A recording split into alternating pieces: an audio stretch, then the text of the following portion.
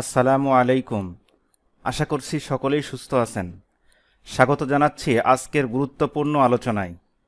মার্কেটের ইন্ডেক্সের আলোচনা থাকবে টেকনিক্যাল এবং সেন্টিমেন্টাল পয়েন্ট অফ ভিউ থেকে।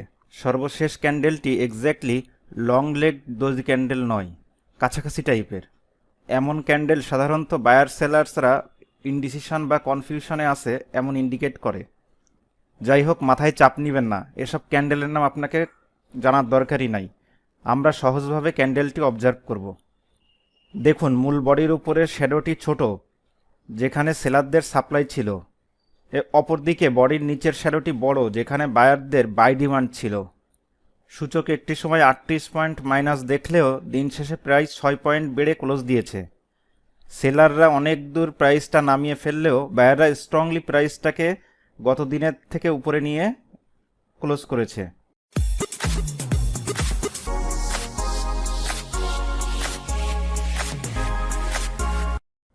সো জিতেছে বায়াররা।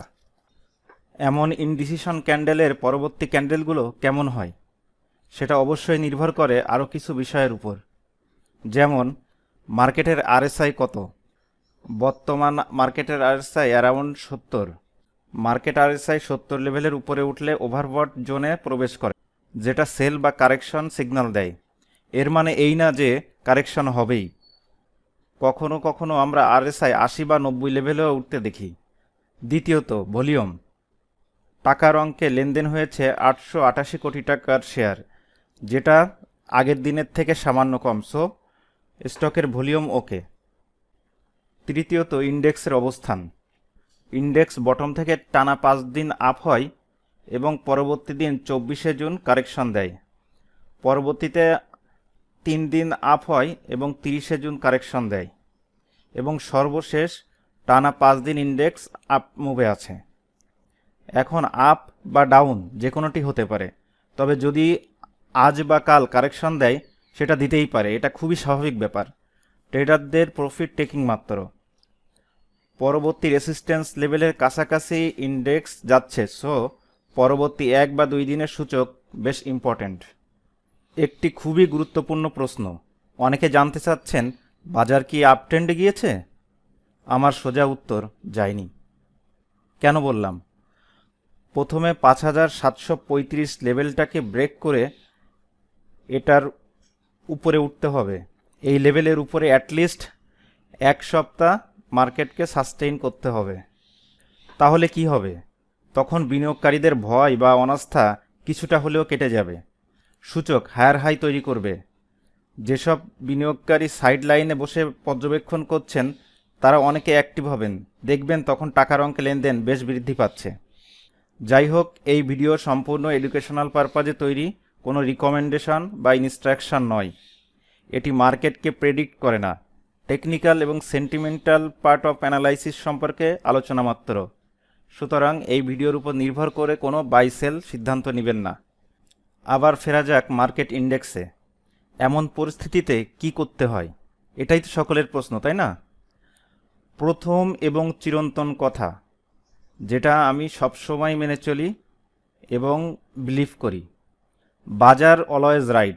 যে কোনো সময় যেমন আপ হতে পারে তেমন ডাউনও হতে পারে। সুতরাং বুদ্ধিমানরা উভয় পরিস্থিতির জন্য নিজেকে প্রস্তুত রাখেন। এমন পরিস্থিতিতে অবশ্যই হাতে কিছু ক্যাশ থাকা ভালো। এমনকি যে কোনো পরিস্থিতিতে ক্যাশ খুবই ইম্পর্টেন্ট। আমি একটি কথা বারবার বলি, ক্যাশ ইজ অলওয়েজ কিং। সুতরাং হাতে অবশ্যই ক্যাশ রাখুন। হাতে ক্যাশ থাকলে আপনার টেনশন অনেক কমে যাবে।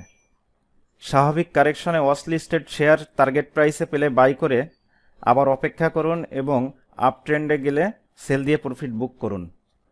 অনেক স্টকে ছুটাছুটি না করে হাতে থাকা ম্যাচিউর স্টকে নজর দেওয়া ভালো।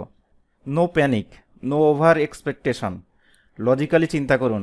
প্রফিটে থাকলে অন্তত কিছু প্রফিট টেক করে নিজেকে স্যাটিসফাই রাখুন। মনোবল চাঙ্গা রাখুন এবং সবসময় কম লোভ করুন, অল্পতে সন্তুষ্ট থাকুন। কারেকশনে শেয়ার কালেক্ট করে আপ মুভে সেল করুন। তবে যারা দীর্ঘমেয়াদে 2-3 বছরের প্ল্যানে বিনিয়োগ করেছেন তাদের কথা একেবারেই ভিন্ন। বাজারের ছোটোখাটো কোনো কারেকশনে তারা নজর দেন না, এমনকি বড় কারেকশনেও তাদের তেমন কোনো কনসার্ন নয়। তখন বরং তারা নতুন বাই করে কমে কিনে এভারেজ করার সুযোগ পান, কারণ যারা দীর্ঘমেয়াদে বিনিয়োগ করেন তারা অবশ্যই ফান্ডামেন্টালি স্ট্রং শেয়ার দেখেই বিনিয়োগ করেন। আসলে ইন্ডেক্স সেম লেভেলে ঘোরাফেরা করলে স্টকে কখনোই প্রফিট দিবে না, যেখানে আপনার আমার বা কোনো বিনিয়োগকারীরই কোনো লাভ নাই। সুতরাং ইন্ডেক্স একটু আপ হবে, কখনো একটু ডাউন হবে, এটাই তার বিউটি।